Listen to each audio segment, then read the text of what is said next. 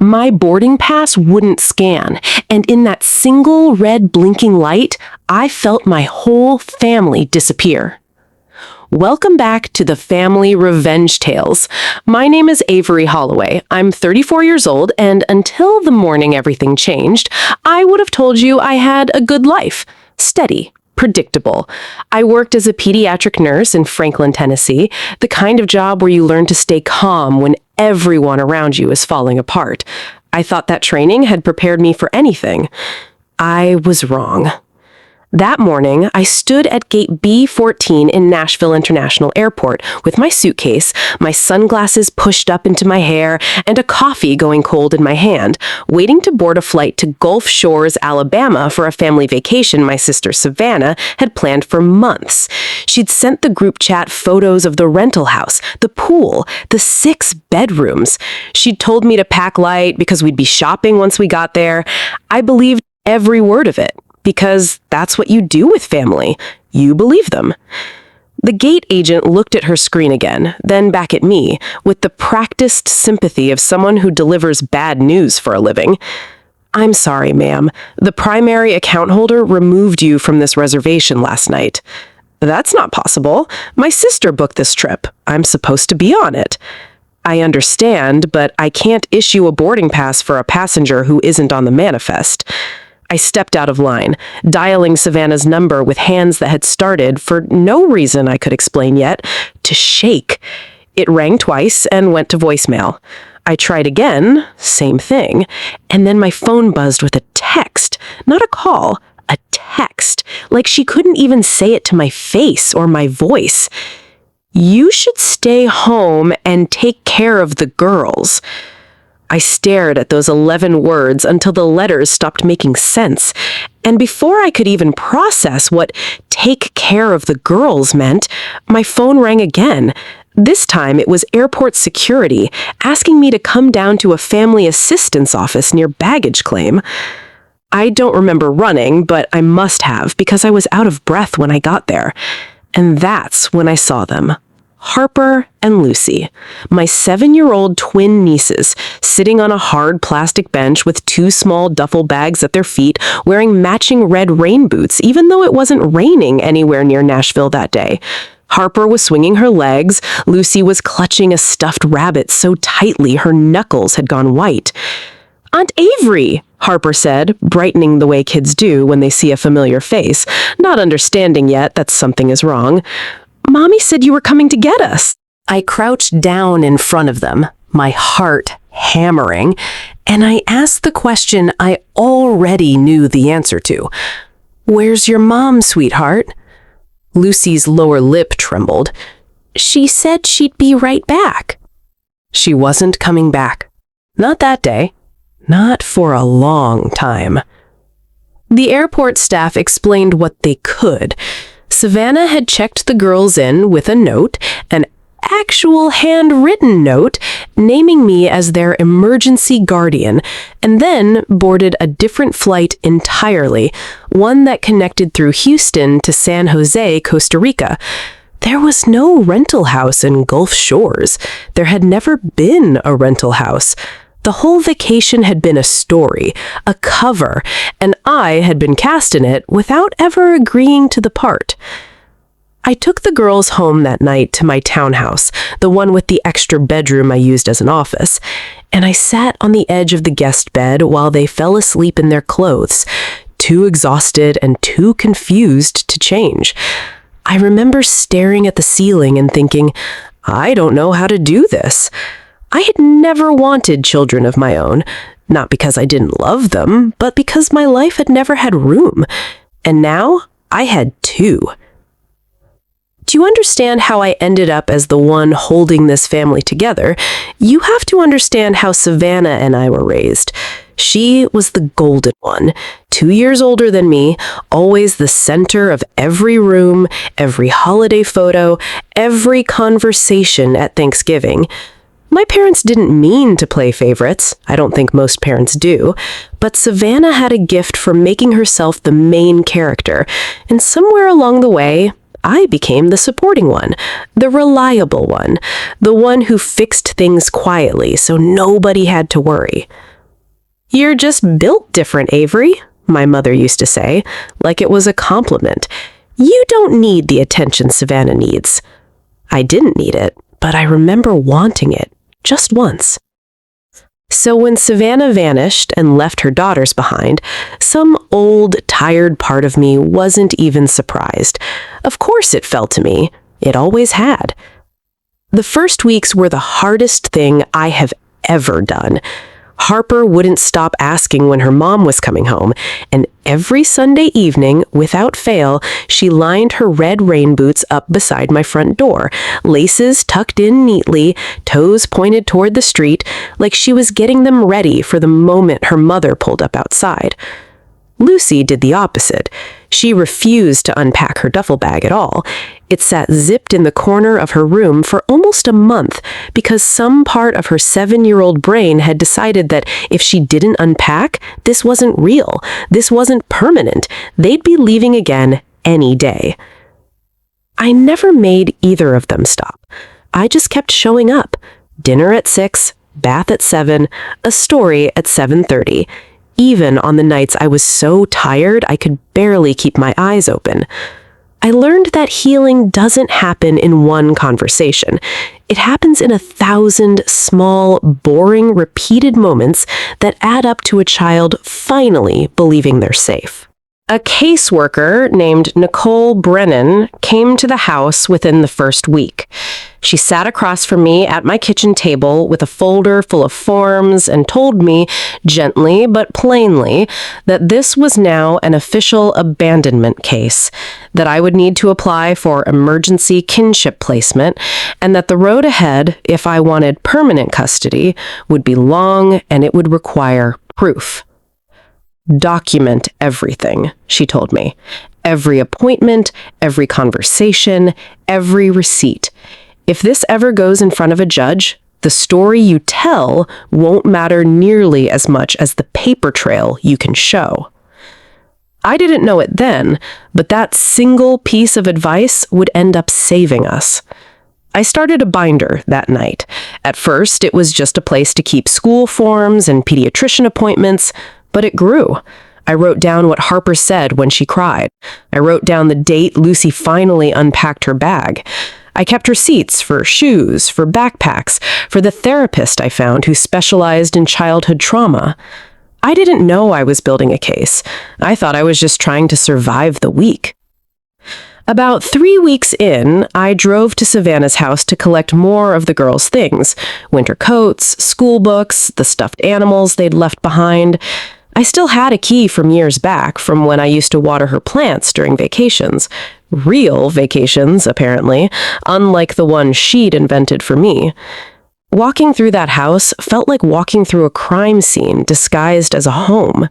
The furniture was still there, the family photos still hung on the walls, all of them smiling, all of them lying, but the closets were nearly empty.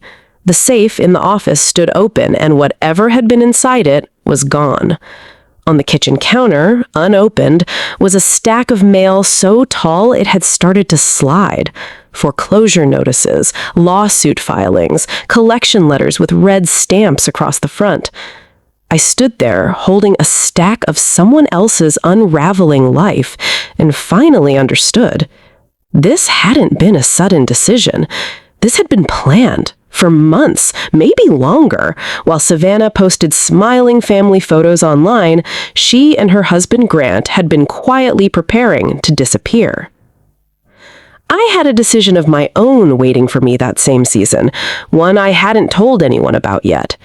6 years earlier, I'd started working toward a pediatric nurse practitioner fellowship, a competitive program in Denver that I'd finally been accepted into.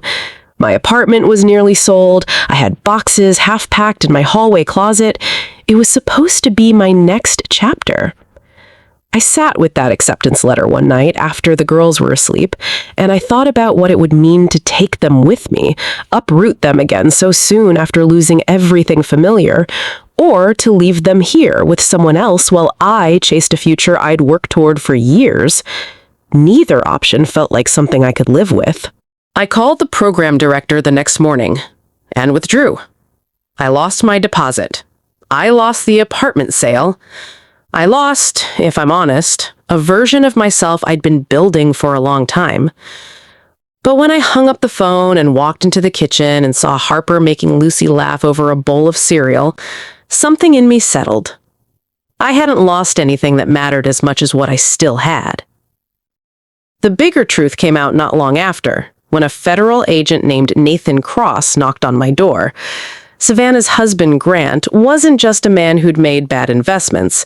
He'd built an entire fake luxury coastal development company, promising investors resort properties that existed only in marketing videos and photoshopped renderings. Millions of dollars. Gone. Funneled into yachts, watches, and the very vacations Savannah used to fill her social media feed.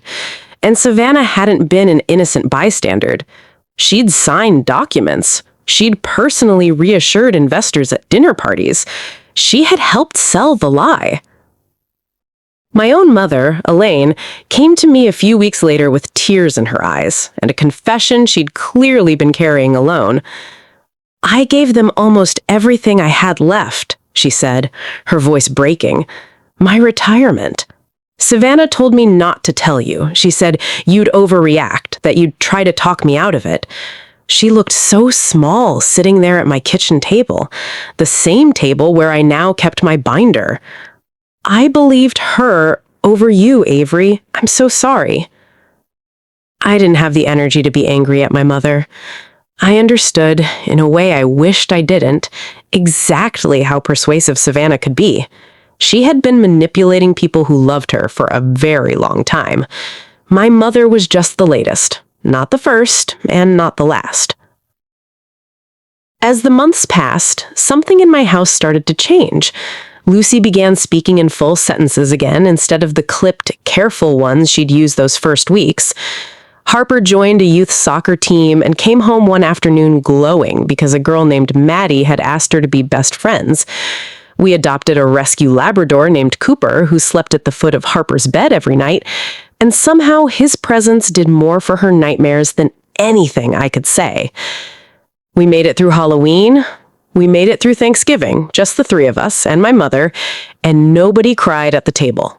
Not once. We put up a Christmas tree, and Harper hung a handmade ornament that said "Home" in glitter glue, and I had to excuse myself to the kitchen so they wouldn't see me cry.